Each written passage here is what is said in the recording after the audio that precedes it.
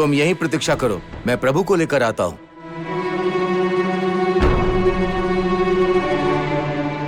सुनो गुप्तचर, हमारे प्रभु के सामने सब सत्य बता देना।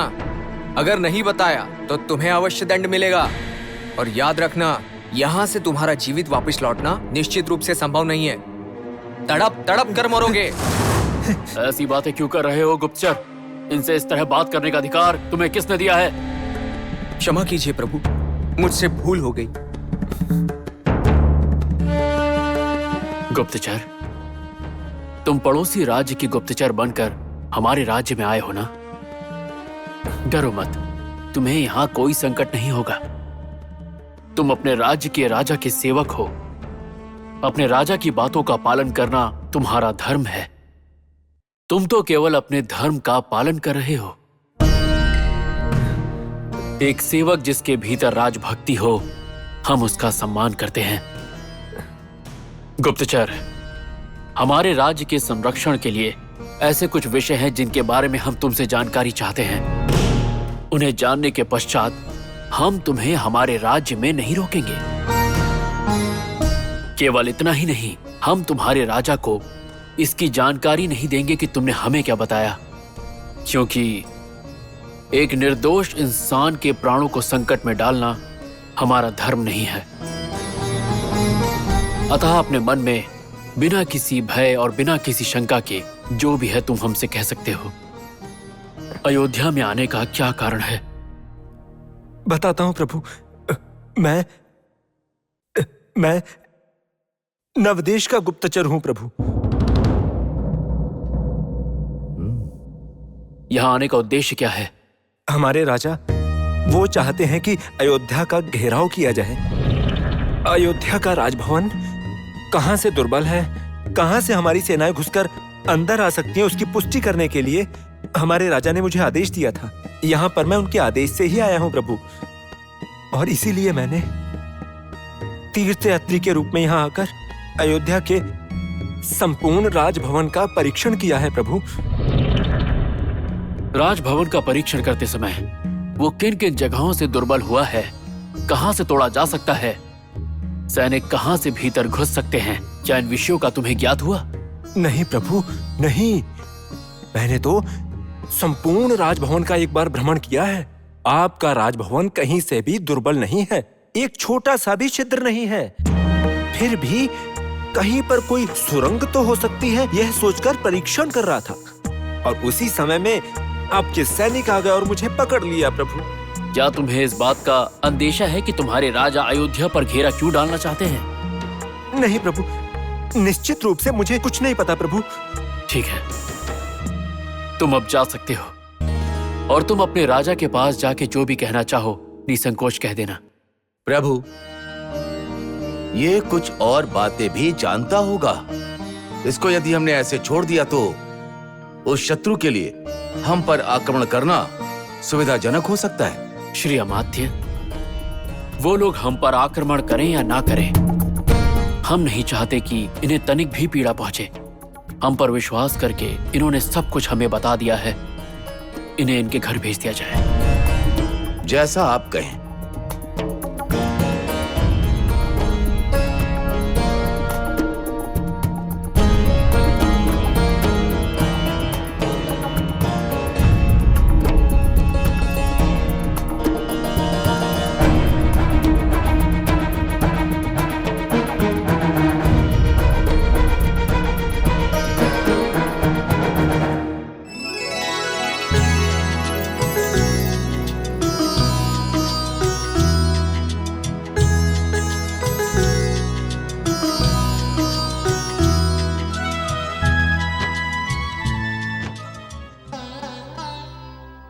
प्रभु को आज लौटने में इतनी देर क्यों हो गई? कदाचित किसी राज्य कार्य में उलझे होंगे। उनका कार्य हो जाए तो वो लौट आएंगे।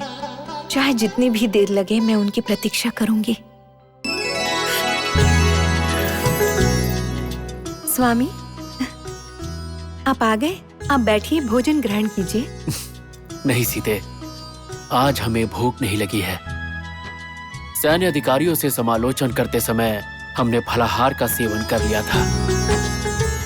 परंतु अब ऐसा प्रतीत होता है कि तुम हमारी प्रतीक्षा कर रही थी। आपकी प्रतीक्षा करना तो मेरा धर्म है। तुमने जो धर्म का उल्लेख किया है वो सही है सीते, परंतु कार्य और उत्तरदायित्व के कारण जब भी मुझे देरी होती है, तुम्हारा इस तरह भूखा रहना, इस बात को सोचकर मेरे मन को अत्यधिक कष्ट पहुंचता है। आप ऐसा मत सोचिए स्वामी। आप सारे प्रजाजन के हित के लिए, अपने राज्य परिवार के हित के लिए कार्य करते हुए उपवास रखते हैं। आप बिना नींद के संघर्ष करते हैं और मैं आपके लिए महल के कक्ष में प्रतीक्षा करूं, इसमें कोई कष्ट वाली बात नहीं स्वामी। आज तो मैं केवल देर से आया हूं सीते, परंतु कल मुझे युद्ध के लिए जाना पड़ा तो मुझे भी ज्ञात नहीं होगा कि मैं कब वापस आऊंगा। आप युद्ध के लिए जा रहे हैं स्वामी? ऐसी परिस्थितियां उत्पन्न हो रही हैं सीते। पड़ोसी देश का एक राजा बहुत समय से अयोध्या पर घेराव डालने की योजना बना रहा है। इसीलिए हम हमारे सैनिकों को वहां ले जाकर साम दाम दंड भेद सबका प्रयोग करके उस राजा की योजना पर पानी फेरेंगे, इसका हमने निर्णय किया है। तो फिर क्या आपके साथ आपके भ्राता भी युद्ध करने के लिए जाएंगे स्वामी? नहीं देवी, भरत और शत्रुघ्न कैकई प्रदेश के लिए प्रस्थान कर रहे हैं। वहां के महाराजाधिराज नव दंपतियों को देखने के लिए बहुत उत्सुक हो रहे हैं। तो ऐसी परिस्थिति में उन्हें युद्ध के लिए ले जाना उस प्रदेश के लिए निराशाजनक होगा। परंतु सीते, हम युद्ध के लिए प्रस्थान करेंगे इसका किसी को पता नहीं चलना चाहिए। यदि उन्हें पता चला तो कैकई प्रदेश जाने का कार्यक्रम वो रद्द भी कर सकते हैं, जो मुझे अच्छा नहीं लगेगा। परंतु सीते, तुम्हें किस बात की चिंता? मेरी वीरता पर शंका है तुम्हें? ऐसा न कहे प्रभु, आपका निर्णय उचित है। कल उन सबके कैकई राज जाने तक उनके समक्ष इस युद्ध का उल्लेख मैं अपनी बहनों के सामने कदापि नहीं करूंगी स्वामी। आप चिंता न करें। प्रभु, अब तो आप भोजन स्वीकार करके उसे ग्रहण कर ही सकते हैं ना? ठीक है, ठीक है। चलो तुम्हारे साथ चलकर भोजन कर लेता हूँ, नहीं तो तुम भूखी रह जाओगी। आ जाओ। जीजा जी को मेरा प्रणाम। शुभ हो, मंगल हो।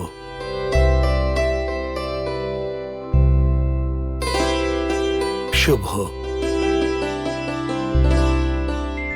हम लोगों को कैकेयी राज्य जाने की अनुमति दीजिए। आपके पिताश्री ने इन सबको यहाँ लाने का आदेश दिया है ना?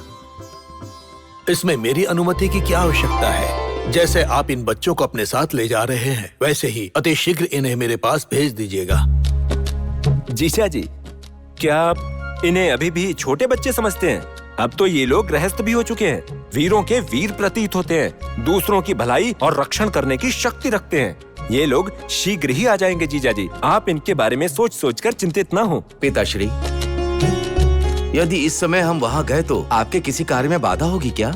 अगर मेरी आवश्यकता हो तो सहोदर के साथ ना जाते हुए मैं यहीं रुक जाता हूँ। नहीं नहीं, निश्चिंत होकर तुम लोग प्रस्थान करो।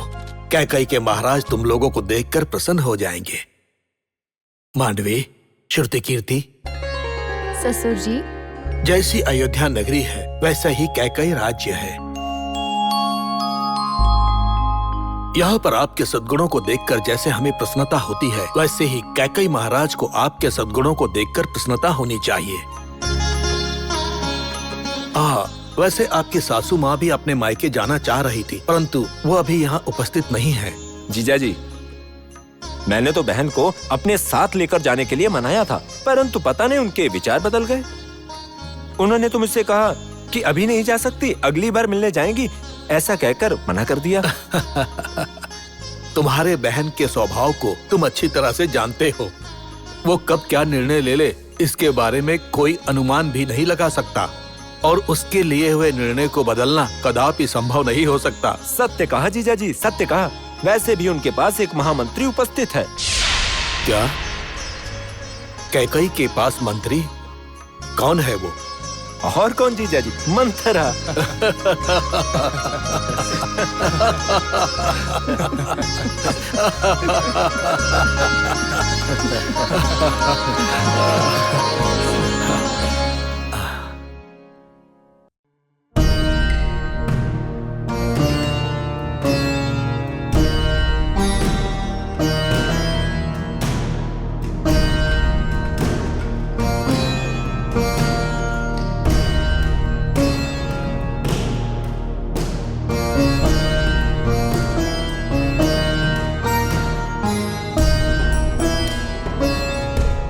सैनिक, हमारे शस्त्रागार में सभी शस्त्र अच्छी स्थिति में तो है ना?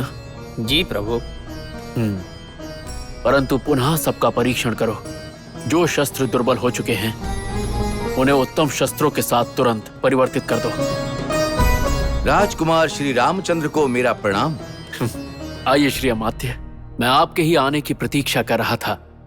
जैसा मैंने आदेश दिया था, सभी सैन्य अधिकारियों से बात करके आपने सेना की तैयारी तो कर ली है ना?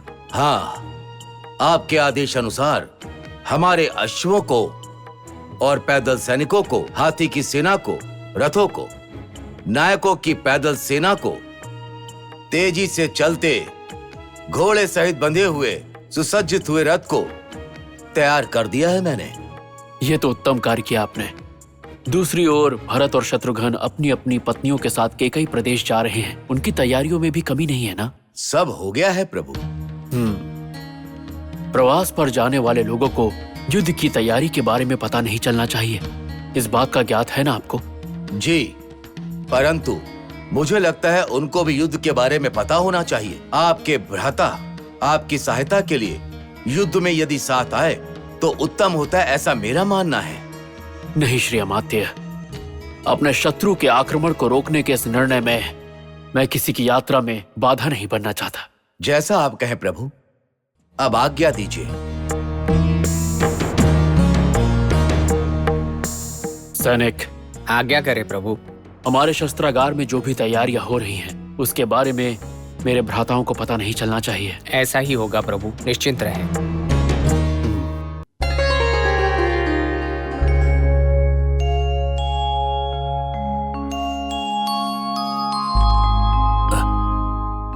पुत्र राम, क्षमा कीजिए पिताश्री, मैंने आपके विश्राम में बाधा डाल दी। परंतु एक विषय के बारे में आपको सूचित करके मैं आपकी अनुमति लेने आया हूं।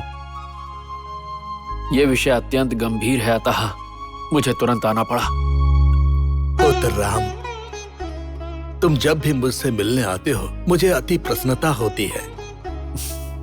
सत्य कहूं तो इस विश्राम से मिले सुख से अधिक तुम्हारे आगमन से मुझे प्रसन्नता होती है। हाँ, तुम किसी आवश्यक विषय में बात कर रहे थे, क्या है वो? बताता हूं पिताश्री। कुछ दिनों पहले की बात है। हमारे गुप्तचर पड़ोसी राज्य के गुप्तचर को पकड़ के मेरे समक्ष लाए थे। यहाँ आने का उद्देश्य क्या है? हमारे राजा वो चाहते हैं कि अयोध्या का घेराव किया जाए। अयोध्या का राजभवन कहां से दुर्बल है, कहां से हमारी सेनाएं प्रवेश करके अंदर आ सकती हैं, उसकी पुष्टि करने के लिए हमारे राजा ने मुझे आदेश दिया था। यहाँ पर मैं उनके आदेश से ही आया हूँ प्रभु, और इसीलिए मैंने तीर्थयात्री के रूप में यहाँ आकर अयोध्या के संपूर्ण राजभवन का परीक्षण किया है प्रभु।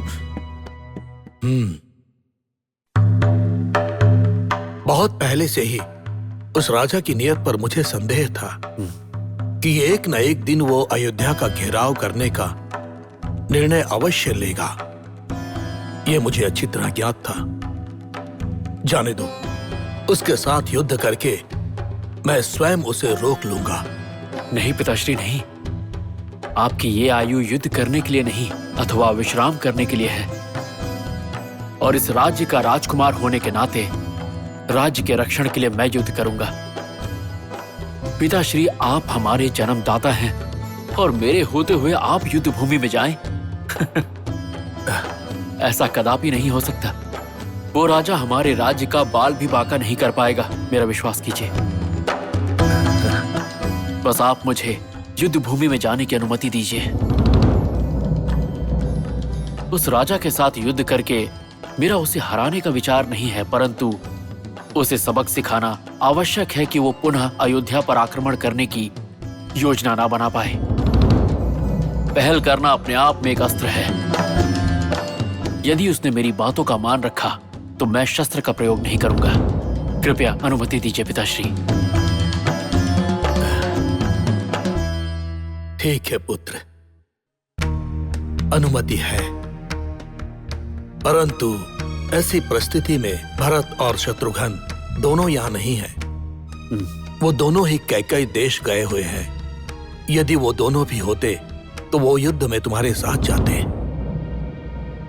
नहीं पिताश्री, कि कई देश के महाराज की इच्छा का निरादर नहीं होना चाहिए, और भरत और शत्रुघ्न की यात्रा में किसी तरह की बाधा ना आए, इसी उद्देश्य से उन्हें कुछ नहीं बताया। आप चिंता ना करें पिताश्री, लक्ष्मण आपके साथ राजकार्यों में आपका सहयोग करेगा। अब मुझे आशीर्वाद दीजिए कि इस युद्ध में मेरी विजय हो। ठीक है पुत्र, तुम्हें कोई सलाह देने की आवश्यकता नहीं है। किस परिस्थिति में कौन सा निर्णय तुम्हें लेना चाहिए, यह तुम्हें अच्छी तरह से ज्ञात है। विजयी होकर लौटना। विजय भव। विजयी भव।